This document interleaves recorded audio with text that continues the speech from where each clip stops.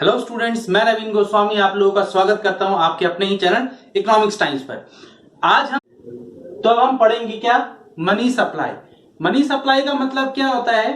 Money supply का मतलब है कि एक पॉइंट ऑफ टाइम पर जब एक इकोनॉमी में लोगों के पास जितने भी स्टॉक है मनी का, in the form of cash, in the form of deposits in bank, in the form of equity, in the form of bonds, कोई भी चीज है, पोस्ट ऑफिस में डिपॉजिट्स हैं उनके पास में, तो वो क्या कहलाता है? मनी सप्लाई कहलाता है। So it is the stock of money, it is the stock of money which people held at a point of time. It is called money supply. एक समय पर मेरे पास में कितना पैसा है, मेरी पॉकेट में कितना है, कैश मेरे पास में कितना रखा हुआ है, मेरे पास बैंक में डिपॉजिट कितना है, अगर उसके अलावा मेरे पास में कुछ पैसा, आप लोगों ने सुना होगा पोस्ट ऑफिस में भी अकाउंट्स होते हैं, तो पोस्ट ऑफिस में भी अगर जो भी डिपॉजिट्स हैं वो सारा मिला करके पूरी इकोनॉमी का हर व्यक्ति के पास में कितना पैसा उसके बैंक अकाउंट में है, कितना पैसा उसके पास में कैश है, कितना पैसा अलग अलग जगहों पर डिपॉजिट किया हुआ है, वो सब मिला करके मनी सप्लाई कहलाता है, जब इसको एक पॉइंट ऑफ टाइम पर नापते हैं। ठीक है ना?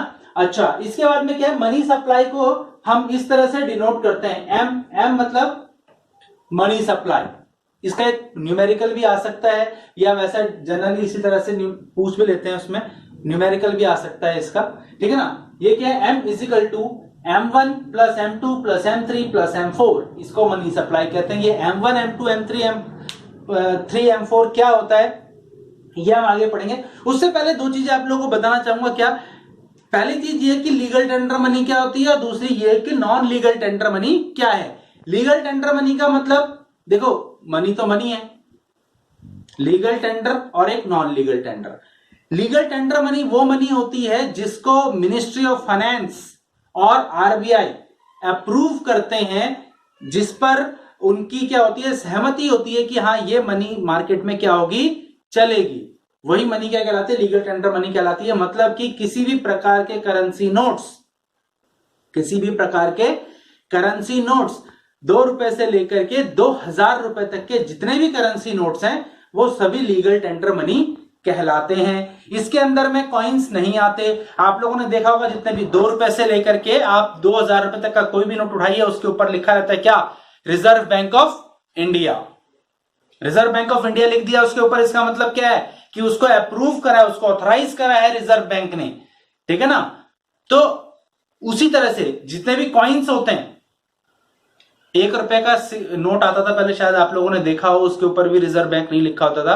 और 1 रुपए, 2 रुपए, 5 रुपए और 10 रुपए के जितने भी कॉइन्स हैं, करेंसी कॉइन्स जितने भी हैं, इनको आरबीआई इनको अप्रूव नहीं करता, क्योंकि उसके ऊपर आरबीआई का नाम भी नहीं लिखा होता। अगर उसका आरबीआई का नाम नहीं लिखा, इसका मतलब वो अप्रूव नहीं किया आरबीआई ने। उसमें सिर्फ भारत सरकार लिखा रहता है, आप देखोगे उसके अंदर में लिखा रहता है।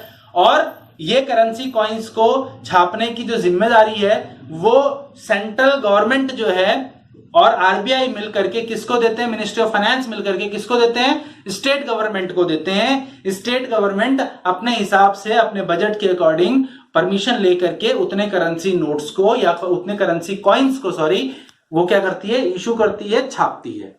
क्लियर हो गया? बट उनको क्या है, कोई भी उनको लीगल टेंडर नहीं कहा जाता। उनको कह भी सकते हैं लीगल टेंडर, लेकिन उसको आरबीआई अप्रूव नहीं करता, ऑथराइज नहीं करता। ठीक है ना? इसके बाद आता है non legal tender money. Non legal tender money क्या है? नॉन लीगल टेंडर मनी वो मनी होती है जिसको आरबीआई और केंद्र सरकार या फिर मिनिस्ट्री ऑफ फाइनेंस उसको ऑथराइज नहीं करती, उसको अप्रूव नहीं करती। जैसे कि करेंसी, जितने भी चेक्स होते हैं, बॉन्ड्स होते हैं, ये सब क्या है? इन सबको जो है ना तो आरबीआई अप्रूव करता है, ऑथराइज करता है, और ना ही मिनिस्ट्री ऑफ फाइनेंस अप्रूव करती है, ऑथराइज करती है। ठीक है ना? वो किसी भी बैंक का अलग अलग होता है। आप चेक देखोगे तो चेक आप लोगों ने देखा है, जैसे एसबीआई का चेक है, स्टेट बैंक ऑफ इंडिया का, तो उसके ऊपर स्टेट बैंक ऑफ इंडिया लिखा रहता है। कहीं पर भी भारत सरकार या फिर कहीं पर भी रिजर्व बैंक ऑफ इंडिया नहीं लिखा रहता। ठीक है ना? उस पर सिर्फ और सिर्फ उसी बैंक का नाम लिखा रहता है, तो वही बैंक सिर्फ उसको अप्रूव कर रहा है, उसके अलावा और कोई बैंक उसको अप्रूव नहीं करता है, और सॉरी उसको आरबीआई अप्रूव नहीं करता है। क्लियर है? अच्छा, इसके बाद में आता है क्या, जो मनी सप्लाई है उसमें दो तरह के डिपॉजिट्स हैं, एक तो करेंसी मनी है और एक डिपॉजिट मनी है। करेंसी मनी क्या, कॉइन्स और जो करेंसी नोट्स हैं वो, ठीक है ना, करेंसी कॉइन्स हो गए या फिर करेंसी नोट्स हो गए, वो सभी कैश का हिस्सा है, ठीक है ना। उसके बाद में क्या है, डिपॉजिट मनी। डिपॉजिट मनी क्या, तीन तरह की अलग अलग डिपॉजिट मनी होती है। पहला तो क्या, डिमांड डिपॉजिट विद बैंक। जो भी बैंक में पैसा आप लोगों ने कमर्शियल बैंक में डिपॉजिट करा, दो तरह के बैंक है, कमर्शियल बैंक और एक सेंट्रल बैंक, और उसके अलावा भी कई बैंक होते हैं, ये हम अगले चैप्टर के अंदर में पढ़ेंगे। Rural development bank, industrial development bank होते हैं, उसके बाद में agriculture and rural development bank भी होता है। तो लेकिन उसके अंदर में क्या है, डिपॉजिट इन बैंक, जितने भी कमर्शियल बैंक में हम लोगों ने जो भी पैसा डिपॉजिट किया हुआ है वो सभी क्या कहलाएगा, डिपॉजिट मनी का हिस्सा है, ठीक है ना। उसके बाद में क्या, other deposit in RBI by rural development bank, RDB, या फिर इंडस्ट्रियल डेवलपमेंट बैंक, या फिर national development bank, national bank for rural and agriculture development, ठीक है ना। तो ये agriculture and rural development bank, industrial development bank या फिर रूरल डेवलपमेंट बैंक, ये जो पैसा आरबीआई के पास में डिपॉजिट करते हैं, ये भी डिपॉजिट मनी का हिस्सा कहलाता है। उसके बाद में क्या, post office deposit. Post office के अंदर में जो भी पैसा, जितने भी अकाउंट है पोस्ट ऑफिस के अंदर में, पोस्ट ऑफिस में जो भी पैसा डिपॉजिट किया जाता है वो सभी क्या है, डिपॉजिट मनी का ही हिस्सा है। तो दो तरह के डिपॉजिट हैं, एक तो कैश या करेंसी डिपॉजिट जिसको हम कहते हैं, ठीक है ना, दूसरा क्या है, डिपॉजिट मनी जिसको हम कहते हैं, ठीक है ना, या करेंसी मनी या फिर डिपॉजिट मनी। क्लियर हो गया? तो अब हम पढ़ते हैं क्या, जो M इजिकल टू, जो मनी सप्लाई है, M equal to M1 plus M2 plus M3 plus M4। तो अब ये M1 M2 M3 M plus M4 क्या है, ठीक है ना। M1 की अगर हम बात करें तो ये तीन चीजों से मिलकर के बनता है क्या, ये मनी सप्लाई के हिस्से हैं चारों, ठीक है ना, मनी सप्लाई ही है लेकिन इसको अलग अलग फॉर्म में डिवाइड किया गया है। C stand for cash, C stand for, ये है कैश, कैश इन हैंड, ठीक है। इसके बाद में क्या है, डिमांड डिपॉजिट। डिमांड डिपॉजिट क्या होता है, ये डिमांड डिपॉजिट, डिमांड डिपॉजिट क्या होता है, ये वो डिपॉजिट होता है जिसको हम कमर्शियल बैंक में डिपॉजिट करते हैं और कभी भी हमारी डिमांड करने पर कमर्शियल बैंक हमको रिटर्न करता है, इसको हम डिमांड डिपॉजिट कहते हैं। और एक होता है क्या, टाइम डिपॉजिट होता है, वो अभी मैं आपको बताऊंगा क्या होता है। अदर डिपॉजिट, ये क्या है, other deposit in RBI, other deposit इन,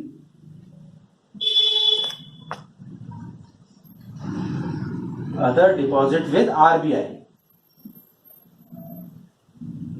ये आरबीआई के अंदर जो भी अदर डिपॉजिट्स हैं ये वो हैं। तो ये तीनों डिपॉजिट मिला करके, चाहे वो डिमांड डिपॉजिट हो, चाहे वो कैश हो, चाहे वो अदर डिपॉजिट विद आरबीआई हो, ये तीनों को मिला करके M1 बनता है। उसके बाद में M2 की बारी आती है तो M2 के अंदर में M1 के ये तीनों कंटेंट्स आते हैं, ठीक है ना, cash plus demand deposit plus other deposit in RBI plus POD. POD का मतलब होता है पोस्ट ऑफिस डिपॉजिट्स। क्या है ये, पोस्ट ऑफिस डिपॉजिट।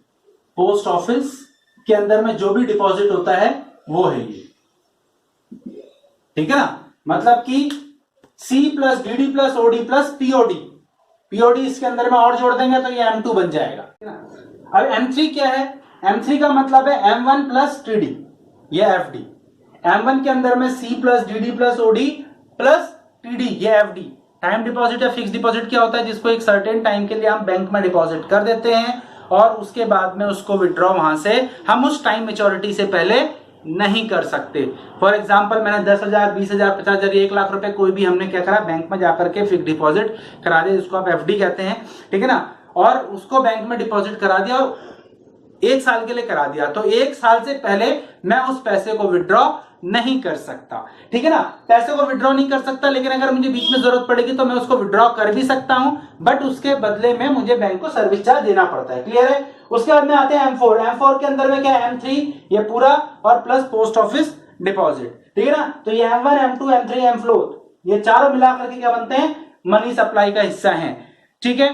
तो ये आज की वीडियो यहीं पर समाप्त होती है और आगे ये चैप्टर भी कंप्लीट हो जाता है। मनी वाला जो चैप्टर है ये इतना ही है, इसमें दो ही चीजें आई है, फंक्शंस ऑफ मनी और मनी सप्लाई, ये दो मेजर टॉपिक हैं और ये दोनों ही इंपॉर्टेंट है, इसमें से कुछ भी आ जाता है, ठीक है ना। अगला टॉपिक हम पढ़ेंगे बैंकिंग वाली वीडियो के अंदर में, और ध्यान से समझिए, नोट्स बनाइए, नोट्स नहीं बनाए हैं तो नोट्स बना लीजिए भैया, नोट्स नहीं बनाओगे तो प्रॉब्लम आप ही लोगों को होगी, ठीक है ना। नोट्स बनाइए।